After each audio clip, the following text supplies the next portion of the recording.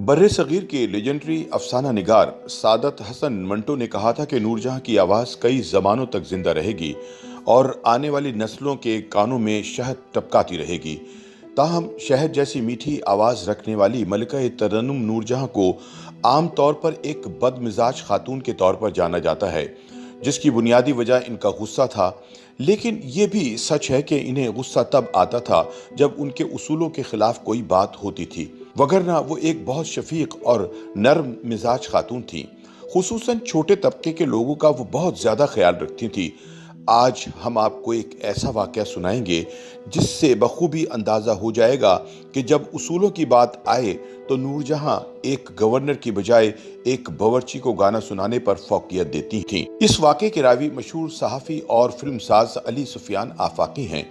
ये 1960 की दिहाई के अवाइल की बात है, जब ढाका से एक स्कूल की फंड रेजिंग प्रोग्राम के लिए मादाम नूरजहां को शिरकत की दावत मौसूल हुई। नूरजहां ऐसे प्रोग्रामों में शिरकत करने से गुरेज करती थीं, मगर ये मामला मशरक़ी पाकिस्तान का भी था और एक स्कूल के लिए फंड रेजिंग का भी। चुनाचे नूरजहां ने ये पेशकश कबूल कर ली। इनके साथ ढाका पहुंचने वालों में एजाज, नीलो, रतन कुमार और अली सुफियान आफाकी शामिल थे। होटल में रहलसल का सिलसिला जारी था। होटल का स्टाफ नूरजहां को अपने दरमियान पाकर खुशी से फूले ना समा रहा था। मैनेजर से लेकर वेटर्स तक सब फर्शे राह थे। तमाम बावर्ची भी अपना हुनर आजमा रहे थे। नूरजहां अच्छे खानों की शौकीन थी। इन्हें होटल का खाना बहुत पसंद आया और उन्होंने हेड बावर्ची को बुलाकर दादो तहसीन से नवाजा और नकद इनाम भी दिया। इसने मौका गनीमत जानकर और हाथ जोड़कर मैडम से कहा कि मुझे आपके गीत बहुत अच्छे लगते हैं। अल्लाह की मेहरबानी है कि आपको अपनी आंखों से देख रहा हूँ। आपका गाना सुनने की दिल में बड़ी आरजू है। नूरजहां ने कहा, तो फिर आप भी कल गाना सुनने के लिए वहां आ जाना। बावर्ची ने कहा, ऐसे कैसे हो सकता है मैडम जी, उधर तो बहुत ज्यादा पैसों का टिकट है। हम तो गरीब लोग हैं। मेरी घरवाली को भी बहुत शौक है आपका गाना सुनने का। मैडम का दरिया सखावत इस वक्त जोश में आया हुआ था। उन्होंने कहा, ठीक है बाबा, कल रात को खाने के बाद हम आप सबको गाना सुनाएंगे, आप सबकी बीवी बच्चों को भी, ठीक है ना? बाबा जी को अपने कानों पर यकीन नहीं आया। आप हम सबको उधर गाना सुनाएंगे मैडम जी? हाँ हाँ, ये वादा है आपसे। कल खाने के बाद आप सब लोग तैयार रहना। बिल्कुल ठीक है मैडम जी। हाल में मौजूद अमले के तमाम लोग जैसे ख्वाबों के जजीरे में पहुंच गए। शाम के वक्त नूरजहां का प्रोग्राम ढाका के एक बड़े सिनेमा घर में पेश किया गया। महंगे टिकटों के बावजूद लोग हॉल के अंदर कचाकच भरे हुए थे। जिन्हें टिकट ना मिल सका वो सिनेमा घर के बाहर पार्क में इकट्ठे हो गए। मुंतजमीन ने इन शायकीन के लिए सिनेमा के बाहर लाउड स्पीकर नस्ब करवा दिए थे ताकि दूर दूर तक लोग मौसीकी और नगमात सुन सकें। ये प्रोग्राम रात 9:30 बजे के लगभग खत्म हुआ। प्रोग्राम के ऑर्गेनाइजर ए हमीद ने अली सुफियान आफाकी को बताया कि गवर्नर हाउस में आज कुछ गैर मुल्की मेहमानों के एजाज में इशाइया है। गवर्नर साहब की दरख्वास्त है कि मादाम नूरजहां इसमें जरूर शिरकत करें। आफाकी ने ए हमीद का ये पैगाम मैडम नूरजहां तक पहुंचाया। मैडम ने कहा, मैं वहां कैसे जा सकती हूँ? आपको याद नहीं कि मैंने आज होटल के स्टाफ वालों के साथ गाना सुनाने का वादा किया है? आफाकी ने मादाम का ये जवाब ए हमीद तक पहुंचा दिया। हमीद बोले, आफाकी, ये गवर्नर की दावत है, दूसरा वादा मंसूख किया जा सकता है। आफाकी ने कहा, हमीद, हम मैडम को जानते हैं, वो ये वादा किसी सूरत में मंसूख नहीं करेंगी। हमीद ने पूछा, मालूम हो तो इनका वादा किसके साथ है? आफाकी साहब ने कहा, होटल के अमले के साथ। हमीद पहले हैरान होकर आफाकी का चेहरा देखने लगे, फिर हंस पड़े।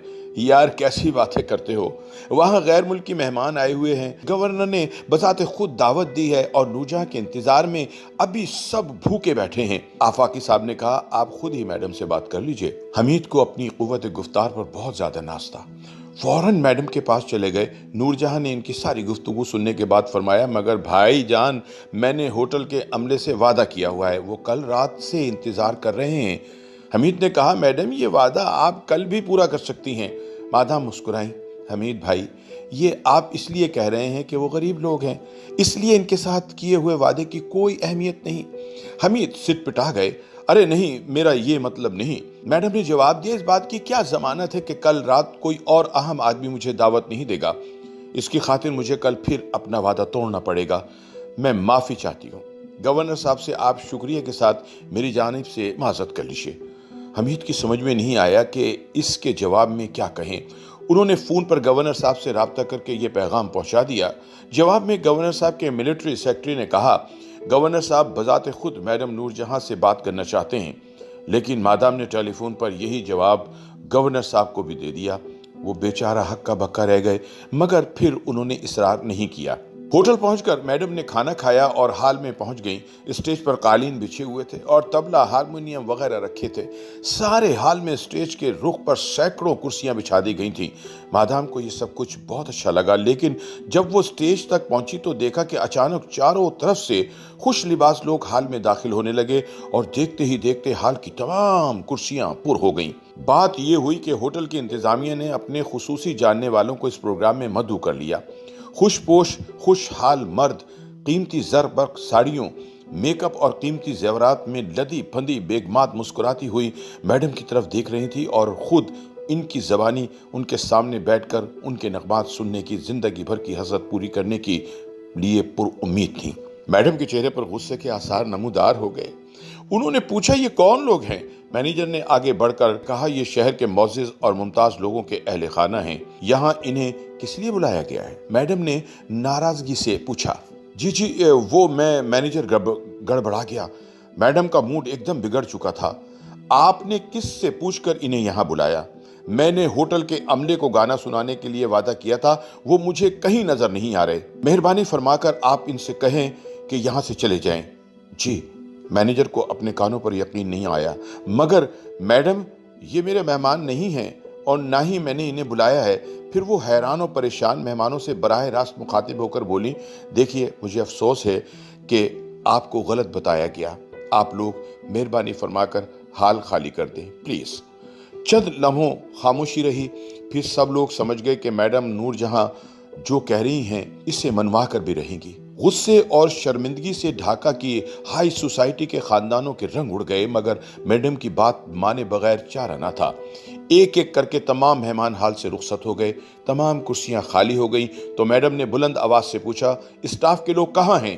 برآمدوں اور راہداریوں میں ٹھٹکے ہوئے عملے کے لوگ سامنے آ گئے۔ ان میں باورچی، بیرے، صفائی کرنے والے، چوکیدار، سیکیورٹی والے، ٹیلی فون آپریٹر سبھی شامل تھے۔ آپ لوگ تشریف رکھیے اور اپنے گھر والوں کو بھی بلا لیجیے۔ میڈم کو پہلے ہی پتا تھا کہ ہوٹل کے اسٹاف کے گھر والے بھی اسی احاطے میں واقع کوارٹروں میں رہتے ہیں۔ کچھ دیر میں ہال کی تمام کرسیاں بھر گئیں۔ ہال کی بیرونی بڑی کھڑکیاں کھول دی گئیں۔ جن عورتوں اور بچوں کو کرسیوں پر جگہ نہ مل سکی وہ کھڑکیوں میں کھڑے ہو گئے۔ ہر ایک کا چہرہ خوشی اور فخر سے دمک رہا تھا۔ زرق برق لباسوں کی جگہ پرانے اور سادہ لباسوں نے لے لی تھی، مگر ہال کی رونق اور روشنی میں کئی گنا اضافہ ہو گیا تھا۔ میڈم نے اسٹیج پر جگہ سنبھالی، سازندوں نے اپنے اپنے ساز تھمالے۔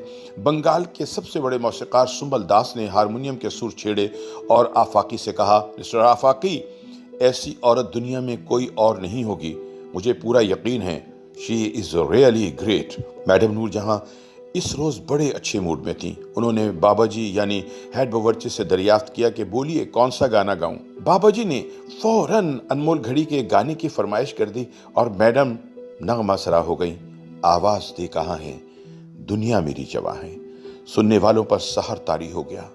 گانا ختم ہو گیا۔ چند لمحے بالکل خاموشی طاری رہی۔ آواز کا جادو کم ہوا تو دوسرے نغمے کا آغاز ہو گیا۔ میڈم ہر ایک سے فرمائش دریافت کر رہی تھی اور نئے پرانے سبھی گانے سنا رہی تھی۔ وقت کے گزرنے کا احساس میڈم کو تھا اور نہ ہی سننے والوں کو۔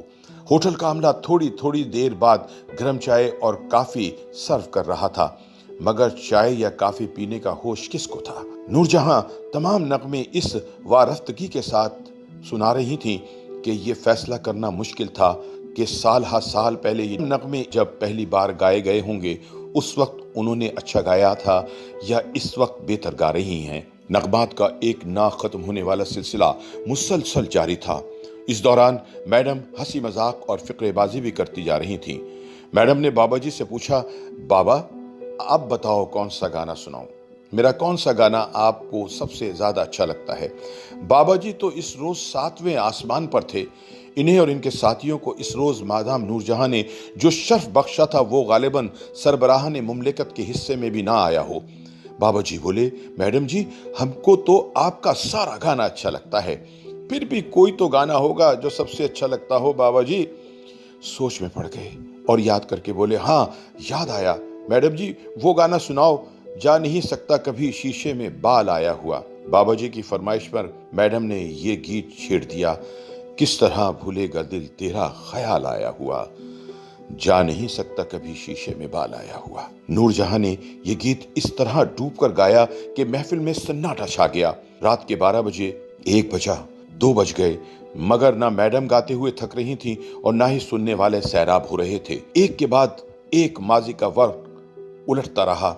हैरत की बात यह है कि मैडम को अपने बेशुमार गाने हर तफसील के साथ लफ्ज ब लफ्ज याद थे। तर्ज और लय में भी जरा सी तब्दीली ना आई। ऐसा लगता था जैसे इनके गले में कोई कैसेट लगा हुआ हो जो बटन दबाते ही ऑन हो जाता है। अली सफियान आफाकी ने लिखा है कि इस रात मैडम जिस मूड में थी, शायद इससे पहले खुद इन पर भी ये तारी ना हुआ हो। अगले दिन नूरजहां ने बावर्ची खाने और होटल के दूसरे अमले को नकद इनाम भी दिया।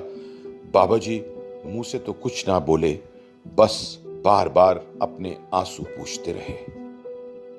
YouTube पर गूगली न्यूज देखने के लिए youtube.com की सर्च बार में गूगली न्यूज टीवी टाइप करें। गूगली न्यूज के पेज पर सुर्ख रंग के सब्सक्रिप्शन वाले बटन पर क्लिक करना ना भूलिए। YouTube पेज पर अपलोड होने वाली वीडियो से बाखबर रहने के लिए बेल आइकन पर क्लिक कीजिए। आपको हर नई वीडियो के बारे में नोटिफिकेशन मौसूल हो जाएगा।